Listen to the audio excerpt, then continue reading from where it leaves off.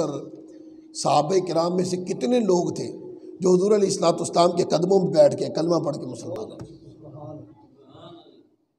یہ کہ دنیا حضور کے کردار کو دیکھ لے اور 1400 سال بعد آنے والے ملا لوگوں کو بھی یہ سمجھ آ جائے کہ جو کہتے ہیں کہ پہلی 40 سالہ زندگی کے اندر کوئی نقص، کوئی عیب، کوئی کمی، کوئی کجی غلطی کر سکتے تھے، اس طرح کے مروڑ اٹھتے ہیں نا ان کو کتابوں میں، سمجھ آ گئی بات؟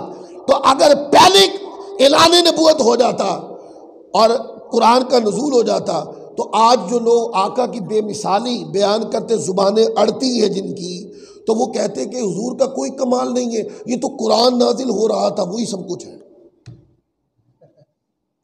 آقا کی زندگی طیبہ وہ بے مثال ہے، قرآن پاک نازل ہوا، یہ آقا علیہ الصلوۃ والسلام کی زندگی طیبہ میں ایک اور شان کا اضافہ ہوا، لیکن اس کا مقصد یہ نہیں ہے کہ حضور کے پہلے 40 سال جو گزر گئے اس میں کوئی عیب، کوئی نقص تھا، نہیں، یہ ذات با اعتبار خلقت کے بے مثال ہے، با اعتبار جوہر کے بے مثال ہے، با اعتبار نفس نبوت کے بے مثال ہے، با اعتبار نفس بشریت کے بے مثال ہے۔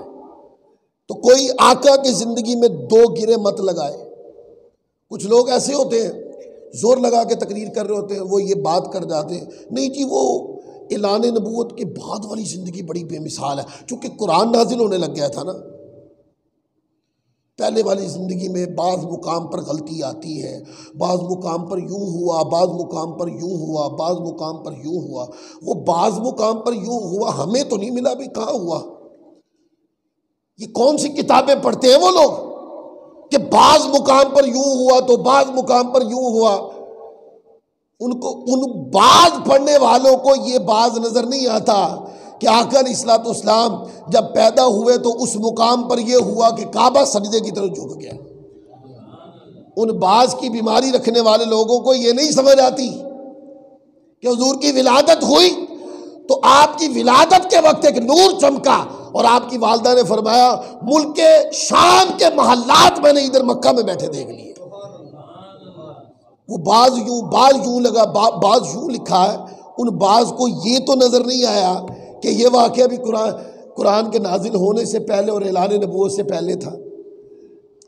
بحیرہ راہب کے پاس جامع ترمذی میں پوری روایت ہے، بحیرہ راہب کبھی بھی اپنے حجرے سے باہر نہیں آیا، عیسائی راہب تھا، لوگ آتے تھے اس کے پاس بیٹھتے تھے، مہمان بنتے تھے، وہ لوگوں کے لیے دعائیں کرتا تھا، عیسائیوں کا بڑا پادری مانا جاتا تھا۔ تو آقا علیہ الصلوۃ والسلام کی عمر طیبہ کے ابتدائی سال تھے، کیا تھے؟ چلو جملہ بولنا بھی بتاتا ہوں، بعض خطبہ جملہ بولتے ابھی حضور چھوٹے تھے، کیا کہتے ہیں؟ ابھی حضور چھوٹے تھے۔ بھائی کب چھوٹے تھے وہ بتاؤ ذرا، یہ کہا کرو ابھی حضور کی زندگی طیبہ کے ابتدائی سال تھے، ابتدائی ایام تھے حضور کی زندگی طیبہ کے۔ تو آپ اپنے چچا ابو طالب کے ساتھ چل دیے، تو ایک جگہ سامان رکھا گیا اور حضور علیہ الصلوۃ والسلام کو کہا گیا کہ آپ ادھر ہی بیٹھیں، بھائی بحیرہ راہب سے مل کے آتے ہیں۔ تو وہ سارے اندر چلے گئے، جو اندر بیٹھا ہے نا، جس کو لوگ ملنے جا رہے ہیں، وہ اندر سے دیکھ رہا ہے کہ سامان کی حفاظت کے لیے جن کو یہ بٹھا کے آئے ہیں، یہ جو ہستی ہے جو زندگی کے ابتدائی مراحل سے گزر رہی ہے، اپنے بچپنا سے گزر رہی ہے، یہ کیا دیکھ رہا ہوں میں کہ ہر کسی کو دھوپ آ رہی ہے اور ان کے اوپر بادل چھاؤں کر رہے ہیں، ان کے اوپر بادل چھاؤں کر۔ تو بحیرہ راہب کو ملنے دنیا جاتی تھی، پہلی بار بحیرہ راہب اپنے حجرے سے نکل کے حضور کو دیکھنے آئے۔ یہ تو نہیں کسی کو نظر آیا کہ یہ بھی 40 سال سے پہلے ہی ہوا تھا واقعہ ہے۔ آپ دیکھیں سیدہ حلیمہ سعدیہ رضی اللہ تعالی عنہا کے گھر آقا علیہ الصلوۃ والسلام کا بچپنا گزر رہا ہے، اور سیدہ حضرت شیمہ جو حضرت حلیمہ سعدیہ رضی اللہ عنہ کی بیٹی تھی، آقا علیہ الصلوۃ والسلام کی رضائی بہن، تو کہتے ہیں کہ وہ حضور علیہ الصلوۃ والسلام کے ساتھ باہر آتی جاتی تھی، تو کبھی حضور بکریوں کو برکت دینے بھی تشریف لے جائے جاتے تھے، پیشہ آور بکریاں نہیں چلاتے اللہ کے نبی، یہ بات ذہن میں رکھ لیں۔ ہمارے خطبہ لوگ نا گھسیڑ دیتے ہیں ہر چیز۔ پیشہ آور اللہ کے نبی بکریاں نہیں چلاتے۔ اللہ کے نبی بکریوں کو برکت دینے کے لیے ریوڑ کے پاس کبھی تشریف لے جاتے ہیں۔ عالی شان گھرانے کا فرزند ہو، وہ پیشہ آور بکریاں کیسے چلا سکتے ہیں؟ تو بات کرنے کا ڈھنگ ہونا چاہیے۔ خطبہ لوگ گھسیڑ دیتے ہیں، اوپر سے ایک شعر پڑھ دیتے ہیں، ہمارے لوگ پھر دے پیسے پہ پیسے پھینکنا شروع کر دیتے ہیں، سمجھ ہی نہیں آئی کہ اس نے کہا کیا ہے۔ تو اسی طرح بائک تشریف لے گئے تو حضور علیہ الصلوۃ والسلام کو فرشتے آئے اور اٹھا کر لے گئے۔ آقا علیہ الصلوۃ والسلام کو پروں پہ اٹھایا اور وہ پہاڑ کی طرف لے گئے، اور وہاں جا کر حضور علیہ الصلوۃ والسلام کا سینہ مبارک چاک کر دیا۔ اور اللہ تبارک و تعالیٰ کی بارگاہ سے جو حکمت کے تحفے آئے تھے نا، کہ جن کو اس عمر میں آقا کی ذات اقدس کے اندر منتقل کرنا تھا، وہ تشت کے اندر لائے گئے، اور حکمت کے وہ سارے تحفے جو اللہ کی بارگاہ سے آئے تھے وہ حضور کے سینہ اقدس میں بند کر دیے گئے۔ اب یہ منظر حضرت شائمہ نے دیکھا، اور وہ وہاں سے بھاگی بھاگی اپنی والدہ کے پاس گئی اور گھبرا کر کہا کہ اماں جان، بھائی کو لے گئے ہیں اور اس طرح کوئی حادثہ پیش آ گیا ہے غالباً۔ تو حضرت سیدہ حلیمہ رضی اللہ تعالی عنہ آپ جب آئیں تو حضور علیہ الصلوۃ والسلام نیچے تشریف لا چکے سے، اور طبیعت میں حشاش بشاش تھے۔ ہر کسی بندے کا بائی پاس آپریشن ہو جائے نا، تو آپریشن سے پہلے وہ آدھا مر چکا ہوتا ہے، اور آپریشن کے بعد وہ اپنے آپ کو سمجھا رہا ہوتا ہے کہ میری زندگی اب اگلا بونس ہی ہے۔ اس طرح کہہ رہے آقا علیہ الصلوۃ والسلام کا سینہ اقدس چاک ہوا۔ حضور علیہ الصلوۃ والسلام حشاش بشاش تھے، طبیعت مبارکہ میں فرحت تھی۔ حضور علیہ الصلوۃ والسلام واپس تشریف لائے، سیدہ حلیمہ رضی اللہ تعالیٰ عنہ کو دیکھا تو حضور مسکرا کے ملے، تو چہرہ اقدس پر ہلکی سی ناگواری اور ہلکے سے بھی کوئی غم کی کیفیت طاری نہیں ہوئی، اس لیے کہ وہ عام لوگ ہیں جن کا سینہ چیرے لوگ مر جاتے ہیں۔ وہ عام سینے ہوتے ہیں کہ جن کے سینہ چیرے نہ تو ان کے مرنے کے چانس زیادہ ہوتے ہیں، بچنے کے چانس کم ہوتے ہیں، لیکن یہ تو وہ سینہ ہے کہ کائنات میں یہ ایک ہی سینہ ہے، یہ سینہ اقدس ایک ہی سینہ ہے، اللہ نے یہ ایک ہی سینہ بنایا ہے۔ تو مجھے بتاؤ، سینہ پاک کھل گیا، حکمت کے چشمے انڈیل دیے گئے، سینہ پاک کو بند کر دیا گیا، آقا کے چہرے، حضور کے چہرے اقدس سے ہلکا سا بھی پریشانی کے آثار تک ظاہر نہ ہوئے۔ یہ 40 سالہ نبوت سے پہلے نہیں ہوا یہ واقعہ۔ میں صرف یہ نقطہ بتانا چاہتا ہوں، جو کہتے جی وہ بعض مقام پہ آئی تھی تو وہ یوں ہوا تھا، تو غلطی ہو سکتی تھی، غلطی ہو سکتی ہوئی بھی بعض مقام پر ہے۔ ایسے بندے خدا کی قسم ہمارے جیسے بندے کے سامنے 10 منٹ نہیں بیٹھ سکتے۔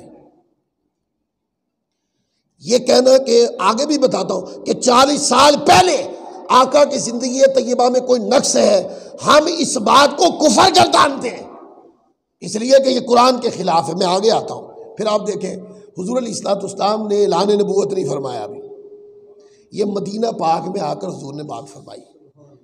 مدینہ پاک میں وہ کیا، آقا علیہ الصلوۃ والسلام نے صحابہ کرام کو فرمایا کہ میں اس پتھر کو ابھی بھی جانتا ہوں۔ یہ صحیح مسلم کتاب الفضائل کی دوسری روایت ہے یہ، اور ترمذی اور دیگر کتابوں کے اندر یہ روایت کافی سارے متون اور اسناد کے ساتھ مختلف علماء نے مختلف کتب میں لکھی ہے۔ مسلم کا حوالہ اس لیے دیا کہ وہ کافی ہو جائے گا۔ آقا نے فرمایا کہ میں اس پتھر کو ابھی بھی جانتا ہوں جو بعثت سے پہلے، جب یوں جملہ بولا جاتا نا کہ بعثت سے پہلے، معنی یہ کہ اعلان نبوت سے پہلے، یہ بات اعلان نبوت سے پہلے کی ہے۔ حضور فرماتے ہیں کہ میں اس پتھر کو ابھی بھی جانتا ہوں جو بعثت یعنی اعلان نبوت سے پہلے مجھے سلام کرتا تھا۔ اور سلام کیسے کرتا؟ حضور جب بھی اس گلی سے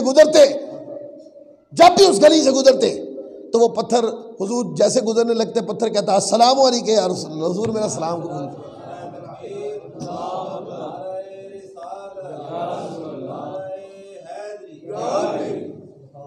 تو وہ پتھر آگے جیسے حضور گزر جاتے ہیں وہ اپنا سلام بار کے رسالت میں پیش کر دیتے۔ یہ واقعہ بھی 40 سال اعلان نبوت سے پہلے پیش آیا۔ تو آقا کی ذات اقدس کی بے مثالی میں فرق نہیں ہے. فضیلت کی عظمت نزول قرآن سے فضیلت کی عظمت بڑھ گئی، لیکن آقا کی بے مثالی اعلان نبوت سے پہلے بھی تھی، اعلان نبوت کے بعد بھی تھی. اب جو کہتے ہیں کوئی تھوڑا بعض مقام پر ایسی من گھڑت روایتیں بعض مرتبہ پڑھ دیتے ہیں لوگ صرف یہ ایک بات ثابت کرنے کے لیے، اور آیتیں پڑھتے کہتے ہیں قرآن پاک میں آیا وَوَجَدَكَ ضَالًّا فَهَدَىٰ، اور ترجمے کرتے ہیں کہ جب تمہیں راہ بھٹکا پایا تو راہ دکھائی. اس ظالموں اگر اللہ کا نبی ہی راہ سے بہکا ہوا ہو تو پھر تمہیں ہدایت کہاں سے ملے گی؟ ترجمے پڑھنے تو اہل سنت کے پڑھے. یہ جو آیت کریمہ ہے سورۃ الضحیٰ کے اندر ہے وَوَجَدَكَ ضَالًّا فَهَدَىٰ، بعضوں نے کہا جب تجھے راہ بھٹکا پایا، جب تجھے گمراہ پایا، جب تجھے بہکا ہوا پایا تو راہ دی. یہ ترجمے ہیں، اور اہل سنت نے ترجمہ کیا کہا وَوَجَدَكَ ضَالًّا فَهَدَىٰ، اور جب تجھے اپنی محبت میں خود رفتہ پایا تو اپنی طرف راہ دی. اے پیارے حبیب، آپ پر تکلیفیں آ رہی ہیں، پریشانیاں آ رہی ہیں، مکہ میں مسلمانوں پہ ظلم ہو رہا ہے، آپ میرے دین کے لیے سرگرداں ہیں، آپ میرے دین کی بقا کے لیے آپ پریشانیوں کو بھی برداشت کر رہے ہیں، آپ پہ تکلیفیں آتی آپ برداشت کرتے، آپ میری یاد میں گم ہیں اور تکالیف کے اس سمندر کے اندر ہے پیارے، آپ میرے دین کی بقا کے لیے خدمت سر انجام دے رہے ہیں. حضرت خدیجہ الکبریٰ رضی اللہ تعالیٰ عنہ، آپ کا وصال ہو گیا، آپ کے چچا ابو طالب کا وصال ہو گیا. وہ حضور کی حمایت میں بہت کلام فرمایا کرتے تھے، آگے بڑھتے تھے حضور کی حمایت میں، اور سیدہ خدیجہ الکبریٰ رضی اللہ تعالیٰ شانہ بشانہ حضور کے چلتی تھی. آقا علیہ الصلوۃ والسلام کے ہر معاملے میں حضور کے ساتھ رہتے، آقا کے سپورٹ بنتے. ایک تو یہ غم تھا، بیک گراؤنڈ بتا رہا ہوں، ایک تو یہ غم تھا. اور پھر حضور علیہ الصلوۃ والسلام طائف کی بستی کی طرف نکل گئے کہ مکہ والوں نے تو مسلمانوں کے سارے رستے بند کر دیے، مسلمانوں کو شہر سے نکال کر ایک صحرا میں بٹھا دیا، مسلمانوں کا کاروبار کرنا مسلمانوں سے بند کر دیا، مسلمانوں سے بول چال بند کر دیے. ایسے کٹن حالات میں کہ جب دنیا کی تکلیفیں ہی تکلیفیں ہیں، اور آقا علیہ الصلوۃ والسلام اس کے باوجود دین خدا کی بقا اور اشاعت و تبلیغ کے لیے حضور طائف جا رہے ہیں. اور پھر طائف میں کیا ہوا یہ تو بچہ بچہ جانتا ہے. آقا علیہ الصلوۃ والسلام ان کی تربیت کے لیے گئے، اور انہوں نے کیا کیا؟ انہوں نے بے مثال وجود پر ظالموں نے پتھر مارے، وجود اقدس کو زخمی کر دیا، حتیٰ کہ فرشتہ حضور کی بارگاہ میں پیش ہوا، یا رسول اللہ ایک حکم دے، یہ طائف کی بستی جن دو پہاڑوں کے درمیان ہے نا، آپ ایک حکم دے، میں دونوں پہاڑ مکس کر دوں گا، ان کی نسلیں بھی ختم ہو جائیں گی. تو حضور علیہ الصلوۃ والسلام نے وہاں پر دعائے ضرر نہیں فرمائی، آقا علیہ الصلوۃ والسلام نے دعائے ہدایت فرما دی، آقا نے دعائے رحمت فرما دی، دعائے ہدایت فرما دی. تو پھر کیا ہوا؟ اسی طائف کی بستی سے صلاح الدین ایوبی جیسے جانثار بھی نکلے. تو اس ہر طرف تکالیف ہے، مکہ کے اندر تکالیف ہے، حضور طائف میں گئے پتھر مارے گئے. تو یہ کیا ہے؟ اللہ کے ذکر کی خاطر، اللہ کے دین کی خاطر، دین خدا کی بقا کی خاطر، اشاعت کی خاطر آقا تکلیف در تکلیف برداشت کر رہے ہیں، پر خدا کی یاد سے غافل نہیں ہوتے، اللہ کی یاد سے غافل نہیں ہوتے. تو یہ کیفیت ہے جس کے اوپر قرآن مجید میں یہ لفظ آئے ہیں وَوَجَدَكَ ضَالًّا فَهَدَىٰ. اے پیارے ان تکالیف کے اندر بھی مجھے یاد رکھتے ہو، اور جب تمہیں اے پیارے تکالیف کے اس سمندر کے اندر بھی اے پیارے جب میں نے تمہیں یاد الہی کے اندر اپنی یاد کے اندر گم پایا تو فرمایا وَوَجَدَكَ ضَالًّا فَهَدَىٰ.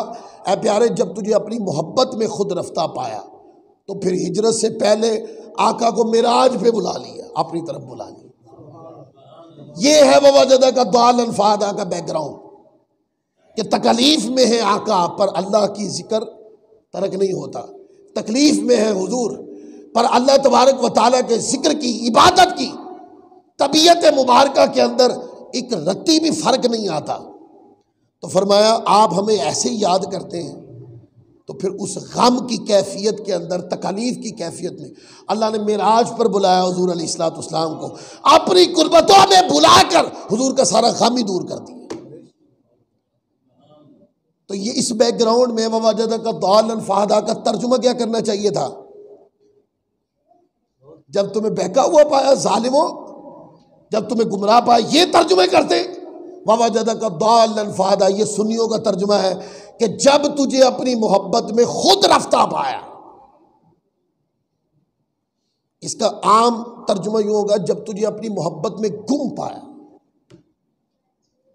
اے پیارے، آپ تکالیف کے اندر بھی اللہ کی یاد میں ایسے گم ہیں کہ آپ تکالیف کے اندر بھی خدا کو بھولے نہیں ہیں. فرمایا ایسا گم پایا تو معراج کی رات اللہ نے اپنی قربتوں میں بلا لی. تو پہلے کچھ ہو سکتا تھا، کچھ بعض واقعات ایسے ہیں. اب مجھے بتائیں، قرآن پاک اٹھا کے پڑھیں، آخری بات گفتگو ختم کر دیں گے. قرآن پاک اٹھا کے پڑھیں. جو لوگ یہ کہتے ہیں کہ آقا کے اعلان نبوت سے پہلی 40 سالہ زندگی اس میں عیب نعوذ باللہ وارد ہوئے یا تھا یا ہو سکتا تھا، یا قول کر دیا یا امکان کا قول کر دیا، دونوں صورتوں میں یہ بات غلط ہے. آپ پوچھیں کیسے؟ قرآن مجید پڑھیں. اللہ رب العزت نے جب حضور نے اعلان نبوت فرمایا نا، تو آقا علیہ الصلوۃ والسلام کوہ صفا پہ تشریف لے گئے. فرمایا کافروں کو، فرمایا جو سامنے تھے کافر لوگ، فرمایا کہ اس پہاڑ کے پیچھے سے اگر میں تمہیں کہوں کہ ایک لشکر تم پہ حملہ آور ہونے والا، میری بات مان جاؤ گے؟ تب میں آپ سے پوچھنا چاہ رہا ہوں، کافروں نے کہا کہ کیوں نہیں مانیں گے، آپ تو صادق ہیں، آپ تو امین. یہ جملے بولنے والے کون بولے؟ سب نے بولنا تاکہ مسئلہ سمجھ آئے. یہ جو بات ہے کہ آپ تو صادق ہیں، آپ تو امین ہیں، یہ جملے بولنے والے کون تھے؟ اچھا چلو اگلے سوال کا جواب دیں. کافروں نے یہ جملے حضور کی کس زندگی پہ بولے تھے؟ بولیے. وہ جو 40 سال گزر گئے تھے، کافروں نے کہا کہ 40 سالہ زندگی پر پوچھا حضور نے، انہوں نے کہا آپ تو 40 سال جو گزر گئے آپ کے، ہم نے تو آپ کو صادق پایا، امین پایا. تو 40 سالہ زندگی کے بارے میں کافروں کا رویہ دیکھا کیسا ہے؟ اور ظالموں تم تو کافروں سے بھی بدتر ہوئے. آقا کی 40 سالہ زندگی کے اندر عیب نکالنے والے ظالموں، کافروں کا یہ لفظ پڑھو اور پڑھنے کے بعد اپنی اصلاح کے لیے راستہ پیدا کرو. جس زندگی کو کافر لوگ کہیں کہ یہ بے مثال ہے، یہ بیٹھ کر تقریر کرنے والے ملا کو وہ نظر کیوں نہیں آتی؟ یہ پہلی دلیل. اچھا جب یہ فرما دیا تو حضور نے اعلان نبوت فرما دیا. اعلان نبوت فرمایا لوگوں بت پرستی نہ کرو، خدا وحدہ لا شریک کی عبادت کرو. اور لوگوں کو فرمایا کہ میں تمہاری طرف اللہ کا رسول ہوں اور تمہیں دعوت ہدایت دیتا ہوں، یہ فرما دیا. اس پر کافر لوگ بپھر پڑے اور حضور علیہ الصلوۃ والسلام کی بات سے اختلاف کرنے لگے، اور بعض کافر اشارے کر کر کے حضور کی ذات میں کمی نکالنے لگے، حضور پہ اعتراض کرنے لگے. تو جو اشارے کر کر کے حضور پہ اعتراض کرتے تھے، قرآن مجید نے پوری صورت آئی ہے اس بندے کے لیے. ابو لہب تھا نا، وہ حضور کی ذات کی طرف اشارے کر کر کے کہتا تھا، کمی نکالتا تھا، کجی نکالتا تھا. اللہ نے فرمایا تبت یدا ابی لہب وتب، ابو لہب تیرے دونوں ہاتھ ہی ٹوٹ جائیں. اب یہاں علماء نے بڑی مزیدار بات لکھی ہے کہ وہ اٹھاتا تو ایک ہی ہاتھ رہا تھا، اٹھا ایک ہی ہاتھ رہا تھا، اور حضور کی ذات اقدس میں کمی نکالتا تھا ایک ہی ہاتھ. پر قرآن مجید نے 2 ہاتھ ٹوٹنے کا ذکر کیوں کیا؟ ابو لہب تیرے دونوں ہاتھ ہی ٹوٹ جائے. دوسرا تو ہاتھ نہیں اٹھا، امکان ہے کہ دوسرا اٹھے بھی، فرمایا دونوں ہی ٹوٹ جائیں. اس کراؤٹ میں سے کافروں میں انہوں نے کہا اگر آپ اللہ کے نبی ہیں، بڑی توجہ سے یہ دوسرا جملہ آ رہا ہے، اگر آپ اللہ کے نبی ہیں تو پہلے جو انبیاء تشریف لائے وہ معجزات لے کے آتے تھے، آپ اگر اللہ کے نبی ہیں تو کوئی معجزہ دکھائیں. اب تاریخ اٹھا لیں، کتابیں اٹھا لیں، اس مقام پر حضور علیہ الصلوۃ والسلام نے، آقا نے چاند کے 2 ٹکڑے نہیں کر کے دکھائے، وہ بعد میں ہوئے۔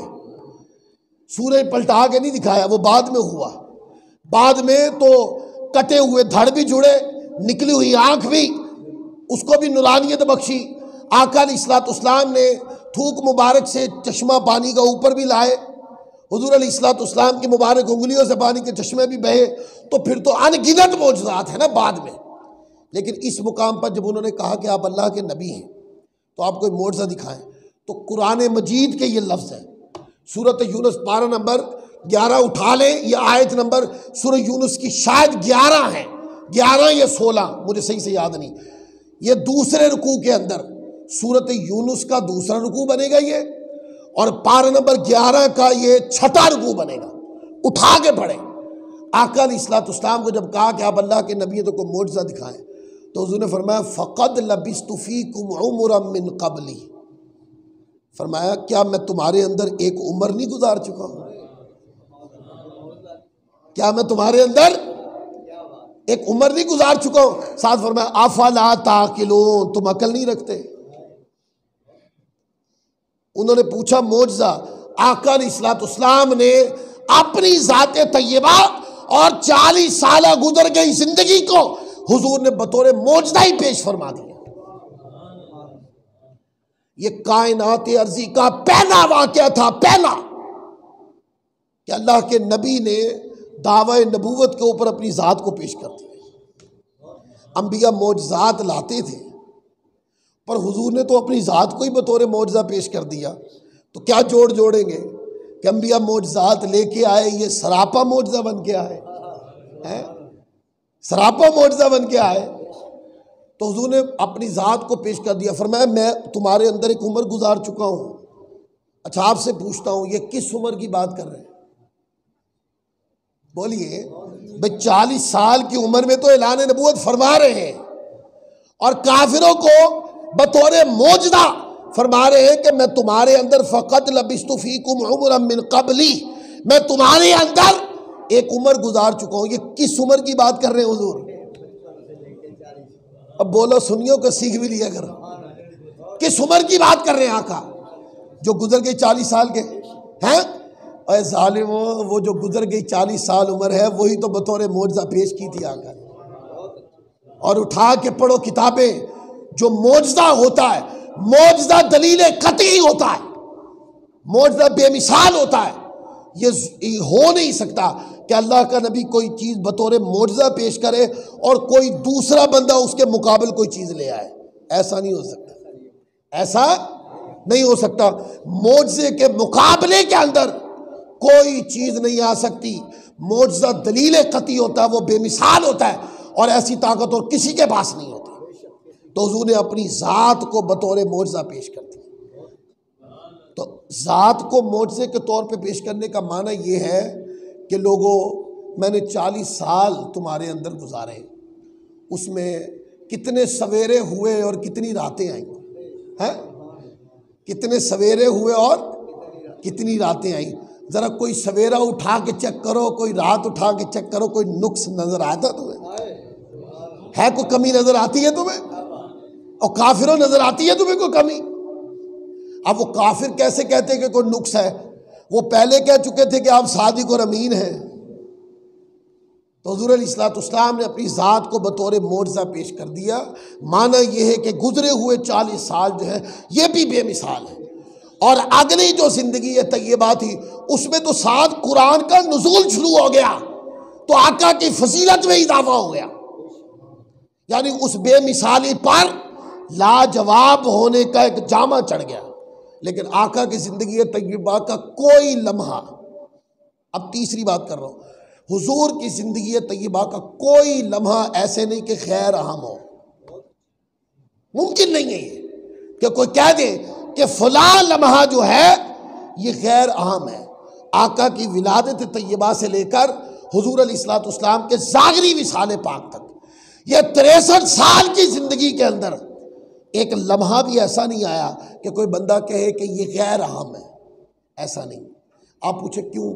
دیکھیں نا، اگر عمر کے کسی ایک لمحے میں یا ایک منٹ میں یا ایک سیکنڈ کے اندر کوئی کمی کجی ہوتی تو خدا آقا کی عمر کی قسم تو نہ فرماتا نا.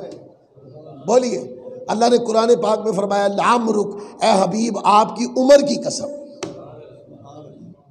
قرآن میں تو یہ لکھا ہی نہیں ہے کہ یہ کس عمر کی قسم فرمائی ہے، اعلان نبوت کے بعد والی یا پہلے والی نہیں، ولادت مصطفیٰ سے لے کر آقا کے مزار پر انوار تک لعمرک اے حبیب آپ کی ساری عمر کی قسم ہے. اس لیے پیارے آپ کی ساری عمر ہی بے مثال ہے، تو اللہ تعالیٰ نے آپ کی ساری عمر کی قسم ارشاد کی.